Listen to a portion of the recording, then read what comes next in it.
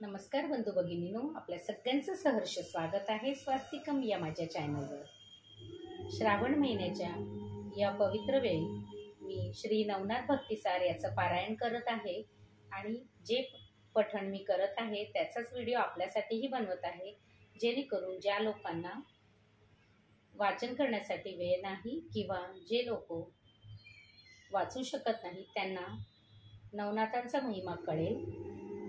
श्री नवनाथ चरणी एकच प्रार्थना, तुमच्या ज्या कुठल्या भक्तांपर्यंत तुम्हाला हा व्हिडिओ पोहोचवायचा असेल त्यांच्यापर्यंत हा नक्कीच पोहोचू दे आणि त्यांच्या आयुष्यामध्ये आरोग्य, धनसंपदा, सुख समृद्धी सर्व काही नांदू दे आणि त्यांच्या मनातील प्रत्येक इच्छा पूर्ण होऊ दे। ओम नवनाथाय नमो नमः।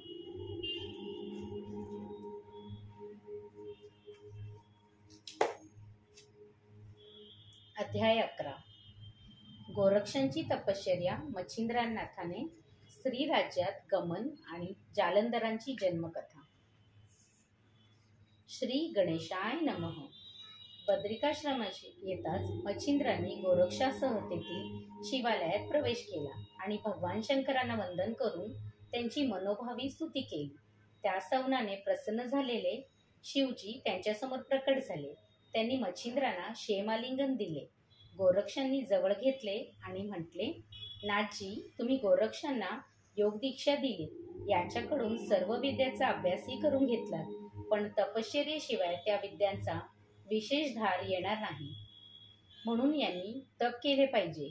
तुम्ही यांना येथेच तपश्चर्यात बसवा, म्हणजे यांच्या सर्व कलागुणांचे सार्थक होईल, यांची चिंता करू नका। यांना त्रियुतपाची पीडा होऊ नये म्हणून मी स्वतः जातीने लक्ष ठेवेन। ते ऐकून मच्छिंद्रांना मोठे समाधान वाटले। त्यांनी गोरक्षांना प्रभूंना स्वाधीन केले आणि एका शुभ मुहूर्तावर त्यांना तपश्चर्येत बसून पुढील तीर्थयात्रेस निघाले। मच्छिंद्रनाथांचे स्त्री राज्यात गमन। त्यानंतरच्या काळात गया, प्रयाग, काशी अशा अनेक तीर्थांना भेट देत मच्छिंद्र सेतुबंध रामेश्वरास गेले। तेथे मारुतींची भेट घेऊन त्यांना आदराने वंदन केले। त्यांना पाहून मारुतींनाही अत्यानंद झाला। ते म्हणाले, नाथजी, गेली 24 वर्ष मी तुमच्याकडे वाटेकडे डोळे लावून वाट बघत आहे। तुम्ही मला पूर्वी मी स्त्री राज्यात जाईन असे वचन दिले होते, ते आता पूर्ण करा। ते ऐकून नाथांनी तत्काळ होकार दिला। त्यामुळे त्यांच्या मनातील रुखरुख संपली। रामेश्वरास 3 दिवस मुक्काम केल्यावर मारुती व मच्छिंद्र प्रवासास निघाले।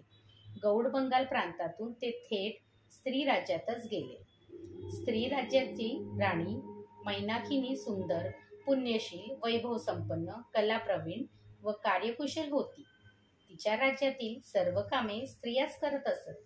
मारुती आणि मच्छिंद्रांनी तिच्या राजवाड्यात प्रवेश केला तेव्हा आनंदेली ती राणी त्यांना स्वतः समोर गेली। त्यांची पूजा करून त्यांचे उत्तम आतिथ्य केले आणि मारुतींना वंदन करून म्हणाली, हे कपिश्रेष्ठा, आपल्या समवेत हे कोण अतिथी आले आहेत? ते म्हणाले, हे रागी, मी तुला पूर्वी मच्छिंद्रनाथ नावाचे योगी येथे येतील आणि ते तुझी पुरुष सहवासाची इच्छा पूर्ण करतील असे वचन दिले होते। तेच ते ऐकून तिला अत्यानंद झाला। त्यानंतर 3 दिवस तेथे राहून मारुती रामेश्वरास गेले। मच्छिंद्रनाथ तिथेच राहिले आणि मैनाकिनीच्या सहवासात सर्व प्रकारचे राजैश्वर्य भोगत कालक्रमणा करू लागले। त्यांच्या सहवासामुळे ती गरोदर राहिली। यथावकाश तिने एका सुंदर पुत्राला जन्म दिला। त्याचे नाव मीननाथ ठेवण्यात आले। त्याच्या रूपाने उपरिचर बसूच अंशावतार घेऊन आले होते। जालंधरांची जन्मकथा। मच्छिंद्रनाथांना स्त्री राज्यात जाऊन 3 वर्षे झाली होती। त्याचवेळी इकडे हस्तिनापुरात काय घडत होते ते पाहू। ते जनमेजयाच्या 7वा वंशज बृहद्रवा नावाचा राजा राज्य करत होता। एकदा त्याच्या मनात सोमयाग करण्याचा विचार आला। त्याप्रमाणे त्याने ब्राह्मणांना आमंत्रे धाडून सोमयागास आरंभ केला।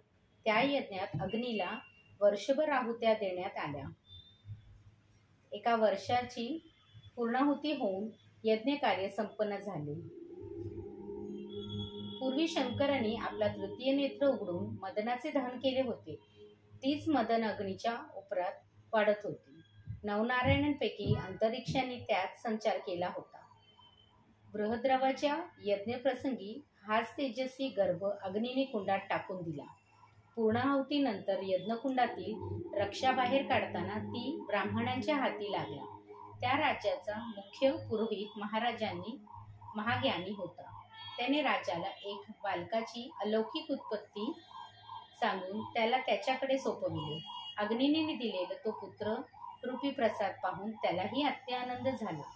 त्याने त्या बाळाला आपली पत्नी सुलोचना हिच्याकडे दिले.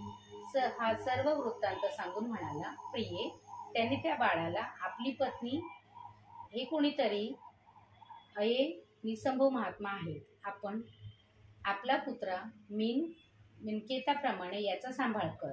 ते ऐकून तिलाही अत्यानंद झाला. तिने त्याला वात्सल्याने हृदयाशी धरले. राजाने त्या बाळाचे थाटात बारसे करून त्याला जालंधर नाव ठेवले. पुढे एक शुभ मुहूर्तावर राजाने त्याचे उपनयनही केले. कालांतराने राजाच्या मनात जालंधराच्या विवाहाची विचार येऊ लागले. त्याने आपल्या पुरोहिताला वधू शोधार्थ पाठवले. ही गोष्ट जालंधरांना कळताच ते सुलोचनाला म्हणाले, आई, बायको म्हणजे काय? ती कशी असते? ती म्हणाली, कशी म्हणजे माझ्यासारखी. मी आहे ना तशी. मग त्यांनी ही गोष्ट आपल्या समसेत पण थोड्या मोठ्या सवंगड्यांना सांगितली. तेव्हा त्यांना प्रपंचातले सुख कसे असते, स्त्री पुरुष कसे समागम करतात ते हावभावासहित दाखवले आणि अज्ञानाबद्दल त्यांची चेष्टाही केली. ते ऐकून त्यांना मोठाच धक्का बसला. त्यांच्या मनात नाना प्रकारचे विचार काहूर माजले. आईसारखी आपली बायको आणि ही मुले सांगतात तसे करायचे म्हणजे किती किळसवाणा प्रकार. त्यामुळे काय करावे हेच त्यांना सुचेना. मनातून प्रपंचाचा विचार टाकून ते घोर अरण्यात निघून गेले. राजाने त्यांचा शोध घेण्याचा खूप प्रयत्न केला, पण त्यांचा थांगपत्ताही लागला नाही. एके दिवशी दऱ्याखोऱ्यातून हिंडून थकलेले जालंधर झोपलेले असताना अचानक वणवा पेटला. उग्र रूप धारण केलेला तो अग्नी वृक्षवेलींना भक्षण करत त्यांच्यापाशी आला आणि ते आपलेच बाळ आहे हे पाहून सौम्य झाला. यांना आपण राजवाड्यात सोडले असता येथे कसे, या विचाराने तो चिंतामग्न झाला. त्याने त्यांना उठवले आणि त्यांची प्रेमाने चौकशी केली. तेव्हा त्यांनी त्याला तुम्ही कोण म्हणून विचारले. तेव्हा ते म्हणाले, तुमची आई व बाप दोन्ही मीच आहे. ते ऐकून त्यांना मोठे नवल वाटले. त्यांचा संभ्रम दूर करण्यासाठी अग्नीने त्यांच्या जन्माची सर्व कथा सांगितली. अध्याय 11 समाप्त. ओम राम दत्तात्रय श्री पर्णमस्तु. शुभम भवतु शुभम भवतु शुभम भवतु.